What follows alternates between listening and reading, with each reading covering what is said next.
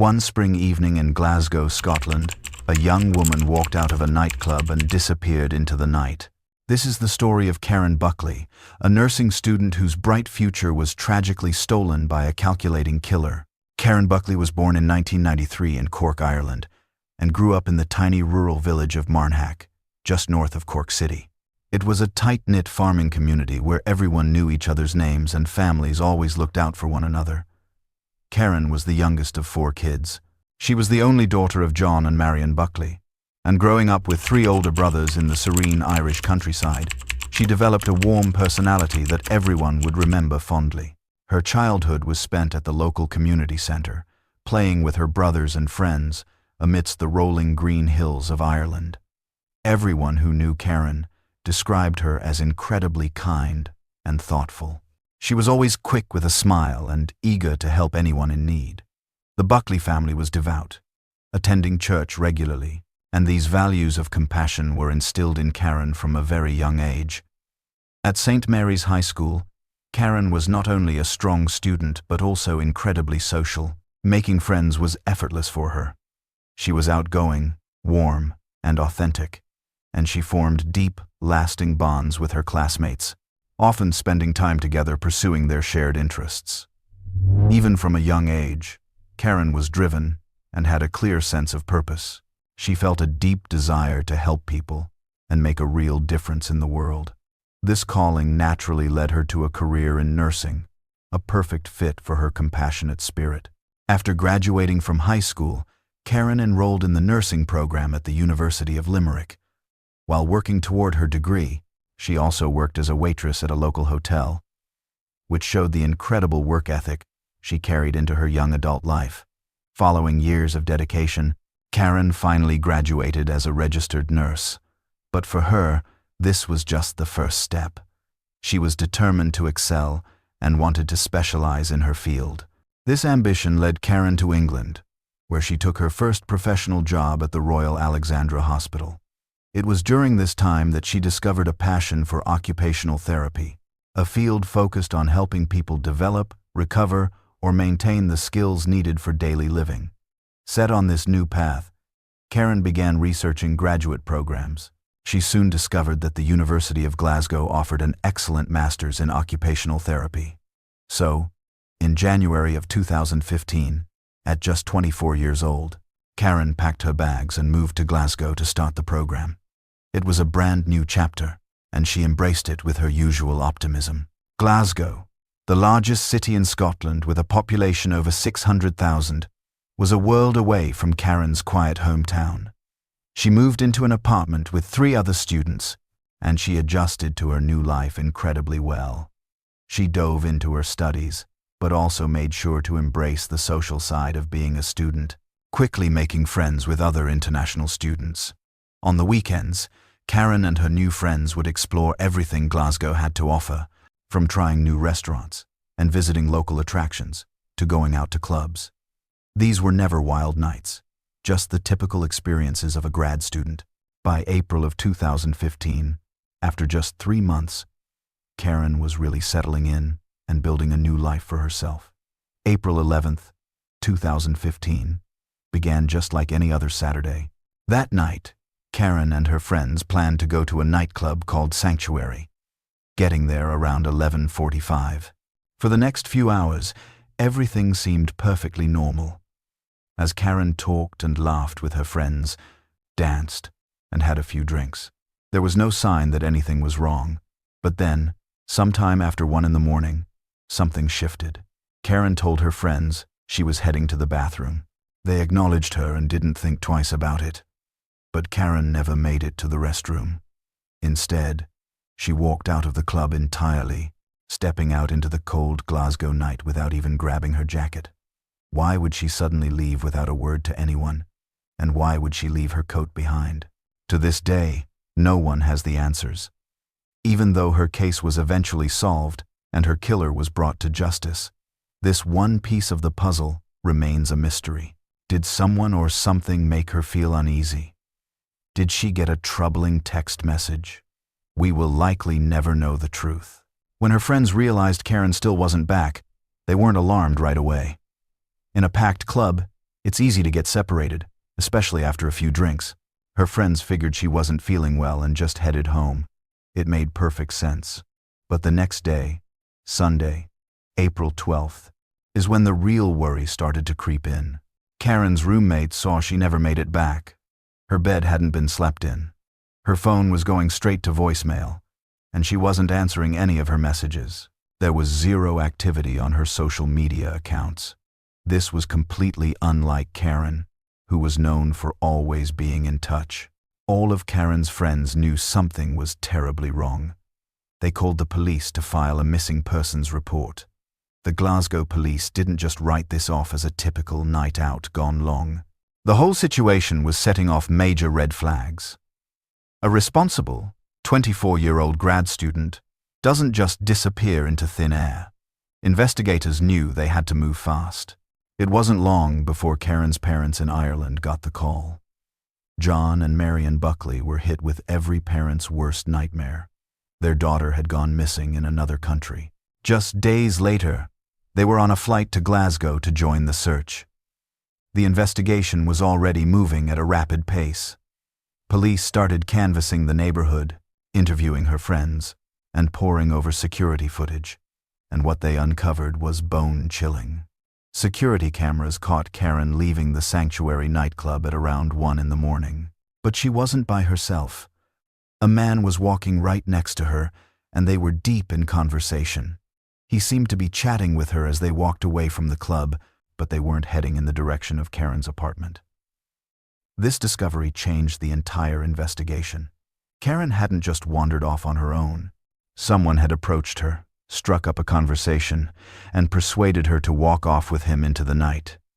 The search effort kicked into high gear. Karen's picture was suddenly all over the news in both Scotland and Ireland. Her family put together search parties, and volunteers began combing the streets of Glasgow. Her photo went viral on social media. Everyone was praying she'd be found alive, but with each passing day, that hope began to dim. It didn't take long for police to identify the man from the security footage. Alexander Pacteau, a 21-year-old who lived in Glasgow.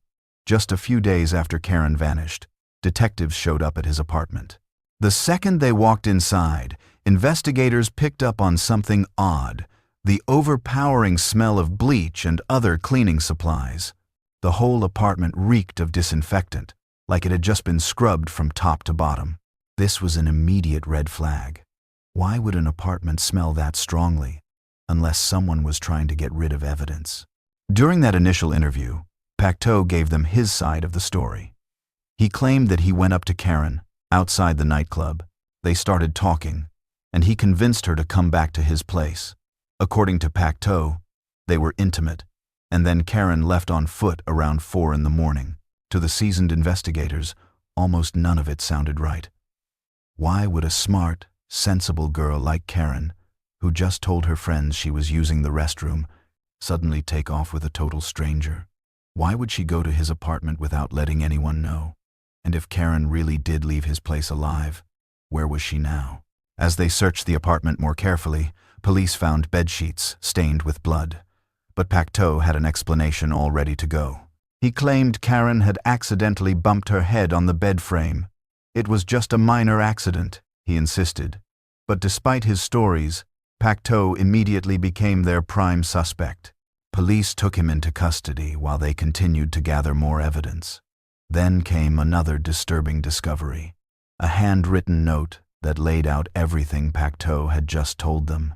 His entire story, written out point by point. This strongly suggested premeditation and a cold calculation, as if he'd scripted it all out to memorize his lies and keep his story straight. While Pacteau sat in a holding cell, the investigation pushed forward. Detectives were frantically searching for Karen, holding out hope she was still alive, all while building a case against him. The next major break in the case came when police located Karen's belongings. Her purse and everything inside it were found near Dosholm Park, in the complete opposite direction of her apartment. This flew in the face of Pacteau's claim that Karen had started walking home. Why would her purse be in the opposite direction unless someone had deliberately dumped it there? The real breakthrough came from one of Pacteau's co-workers, who tipped off the police that Pacto was renting storage space at a farm out in High Craigton, supposedly for his pyrotechnic supplies and fireworks. This gave investigators a concrete location to search a remote spot outside the city where he could have easily hidden a body. On April 16, 2015, just 5 days after she disappeared, police swarmed High Craigton Farm. What they found confirmed their worst fears. Inside, a barrel on the property, investigators made the grim discovery of Karen Buckley's body. The young nurse, who had come to Glasgow full of hope and ambition, was gone. She had been brutally murdered, with the official cause of death listed as blunt force trauma to the head. The investigation revealed Karen had been struck repeatedly with a heavy object, resulting in fatal injuries. With her body now found, the evidence of a violent murder was undeniable. Pacto's story completely fell apart. Faced with a mountain of irrefutable evidence, he finally confessed. But the truth of what happened was far more disturbing than anyone imagined. The real story was chillingly dark. After leaving the Sanctuary nightclub, Pacto lured Karen back to his apartment. But what transpired there was anything but consensual.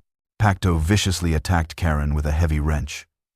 He bludgeoned her repeatedly in the head, inflicting the fatal trauma. After taking Karen's life, Pacto began a methodical and precise cover-up. He went out and purchased a barrel, which he then filled with corrosive chemicals, including caustic soda, in a horrifying attempt to dissolve her body and destroy all evidence. He then transported her remains to High Craigton Farm, where he concealed them inside the barrel. But Pacto's work wasn't finished. He returned to his apartment and began an extensive cleanup using bleach to eliminate any trace of blood or forensic evidence.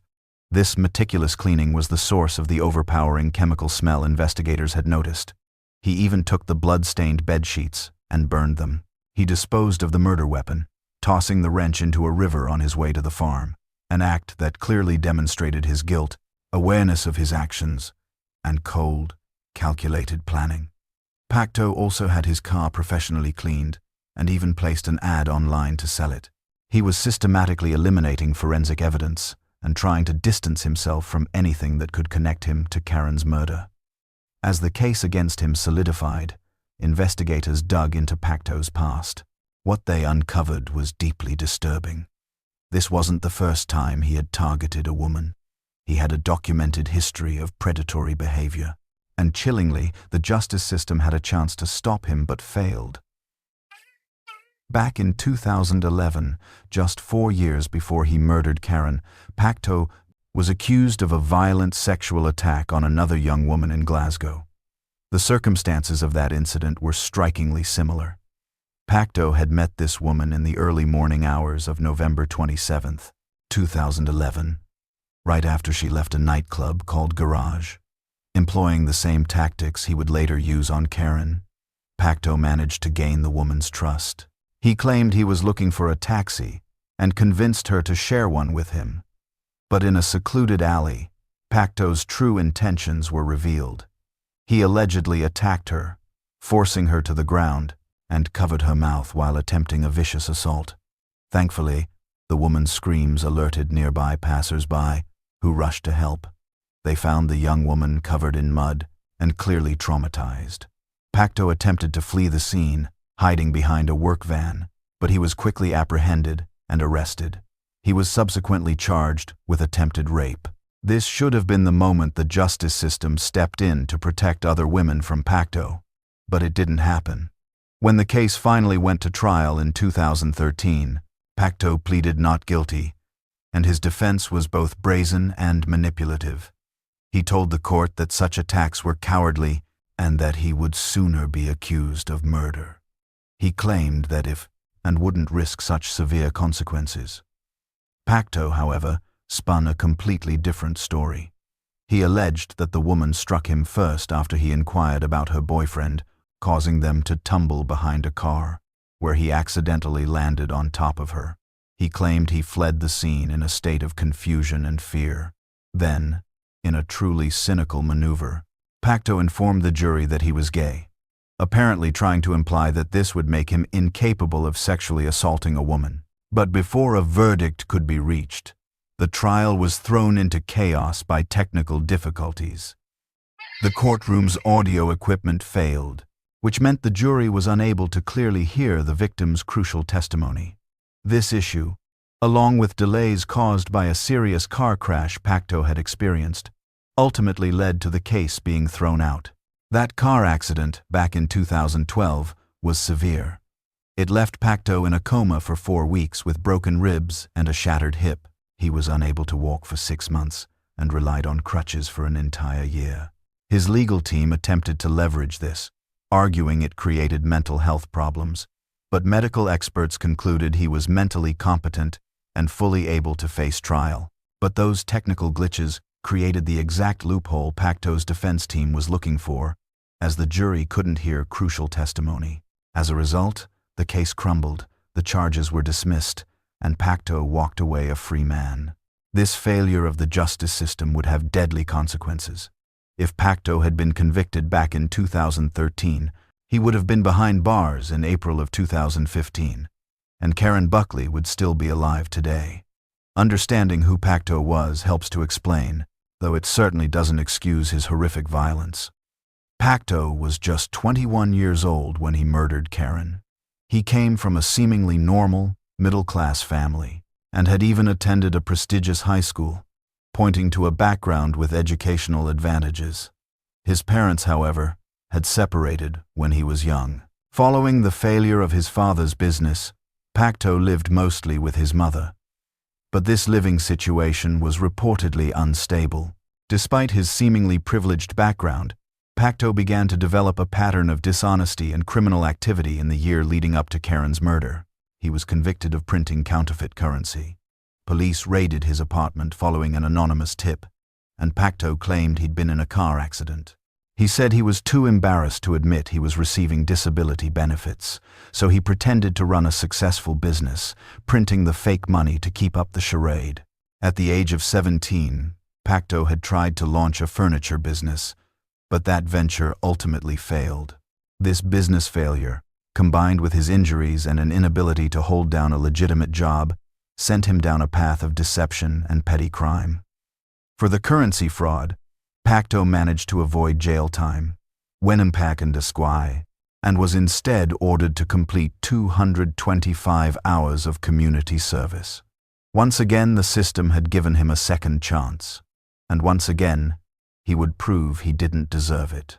Alexander Pacto was officially charged with the murder of Karen Buckley, facing a mountain of overwhelming evidence that included her body and extensive forensic proof, in addition to witness testimony and his own confession. Pacto was cornered in an impossible situation. There was simply no believable way for him to claim innocence. In September of 2015, Pacto appeared in court and pleaded guilty to the murder of Karen Buckley. By entering a guilty plea, he successfully avoided a long, drawn-out trial that would have forced Karen's family to endure agonizingly detailed testimony about her final moments. During the sentencing hearing, the full scope of Pacto's crimes and his calculated cover-up was laid bare for the court to see. The judge heard about his methodical disposal of evidence, his constant lies to the police, and his absolute lack of remorse. In November of 2015, Alexander Pacto was sentenced to life in prison, with a minimum term of 23 years before he could be considered for parole. He will be at least 44 years old before there's even a possibility of his release. And given the heinous nature of his crime, it's very likely he will spend the rest of his life behind bars. The judge's remarks during sentencing made it crystal clear just how severe Pacto's actions were. He had brutally murdered a young woman who had her entire life ahead of her. He didn't just rob Karen of her future, he robbed her family of a daughter and a sister, and he robbed society of the contributions she would have made as a dedicated occupational therapist. But even with Pacto locked away, several troubling questions about this case remain unanswered. First, and perhaps most hauntingly, why did Karen leave the nightclub in the first place? She told her friends she was just going to the restroom, but then walked right out the door without even grabbing her jacket. Did something or someone inside make her feel uncomfortable? Did she get a disturbing text message? Was she suddenly feeling sick? It remains one of the most frustrating mysteries of the entire case. Second, Was the encounter between Karen and Pacto truly a random meeting, or had he been stalking her? Some investigators believe Pacto may have been watching Karen inside the club, singling her out as a potential target long before she ever walked outside. Security footage shows Pacto standing near his car, looking at his phone, seemingly waiting and watching for someone to exit the club alone. This strongly suggests premeditation, which makes the crime all the more chilling. And third, why did Pacto kill Karen? Unlike the 2011 case where his motive was clearly an attempted sexual assault, there was no forensic evidence of a sexual assault in Karen's case. So what was his motive? Forensic psychologists have theorized that Pacto may have killed Karen for the simple reason that he wanted to, because he derived a sick satisfaction from exercising complete and total power over another human being. This act elevates him beyond just a murderer. It paints the picture of a potential serial killer whose spree was cut short after his very first successful attack. Some investigators speculate that Pacto had been harboring homicidal fantasies for a significant amount of time. On April 11, 2015, he turned those dark fantasies into a horrifying reality. The calculated way he tried to conceal his crime, having chemicals and a barrel on hand to dispose of a body, strongly suggests this was anything but a spontaneous act. The shockwaves from Karen Buckley's murder radiated far beyond her immediate family, though they were the ones who carried the heaviest weight of grief. Karen's parents, John and Marion Buckley, have labeled Alexander Pacto as nothing short of pure evil and a coward, descriptions that feel undeniably fitting. The Buckley family has been forced to endure not only the loss of their daughter, but the horrific knowledge of her final moments. Karen wasn't taken peacefully. She was viciously attacked and beaten to death by a stranger she had trusted enough to accompany. What is every parent's worst nightmare became the Buckley family's devastating reality. For Karen's friends, especially those who were with her that night at the Sanctuary Club, the guilt and trauma have been overwhelming. They've been forced to live with the knowledge that they didn't notice Karen was missing until it was far too late. Logically, they understand there was nothing they could have done, that Pacto's actions were his responsibility alone. But guilt often defies logic. The case also brought serious questions to the forefront about the failures within the Scottish justice system. Had Pacto been properly convicted for the attempted sexual assault in 2011, he would have been behind bars in April of 2015. Karen would have finished her master's degree in occupational therapy. She would have gone on to help countless patients recover from their injuries and illnesses. In short, she would have lived the long, full life that she so rightfully deserved. Instead, legal technicalities and delays stemming from an accident Pacto had allowed him to evade justice for his earlier crime. The woman he assaulted back in 2011 was courageous enough to come forward to testify and confront. The story of Karen Buckley is a tragedy on so many different levels. It's the story of a bright young woman, full of potential, whose life was extinguished by an act of senseless violence. It's the story of how one man's depravity didn't just end a single life, but also shattered an entire family and community. And it's also a story of how failures within the justice system can lead to the most fatal of consequences. Karen had come to Glasgow with aspirations of furthering her career and dedicating her life to helping people. Everyone who knew her described her as kind, compassionate, and deeply caring. She truly embodied the very best of what humanity has to offer. In stark contrast, Alexander Pacto represents the absolute worst. He is a predator who had already revealed his dangerous nature, who had already assaulted one woman, and yet was allowed to walk free, only to take the life of another. Today, Karen's family chooses to remember her not as a victim, but for the vibrant, loving soul that she was. They have set up memorial funds in her honor to support other nursing students in achieving their dreams, making sure Karen's legacy continues to be one of helping others, exactly as she would have wanted. As for Alexander Pacto, he is in prison, right where he belongs. He is set to spend decades locked away, and possibly the remainder of his life. to pay for what he did to Karen Buckley. But no amount of time behind bars can ever bring Karen back. No sentence could ever mend what was stolen from her family. In cases like these, justice feels hollow, impossibly insufficient. Karen Buckley was only 24 years old when she was taken. She should be here today. She should be working as an occupational therapist, guiding patients as they piece their lives back together. She should be visiting her family in Ireland, creating new memories with her brothers, her parents, and her friends. She should have been given the chance to fall in love, to get married, to have kids of her own if she chose. She should have had 60 more years of life to look forward to.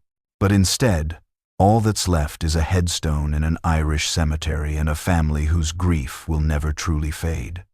This is the tragedy of Karen Buckley, and this is exactly why her story must be told, not just to memorialize a victim, but to remember the promising young woman she was. Her light was put out far too soon by a man who never should have been free to harm another soul. Karen Buckley's life mattered.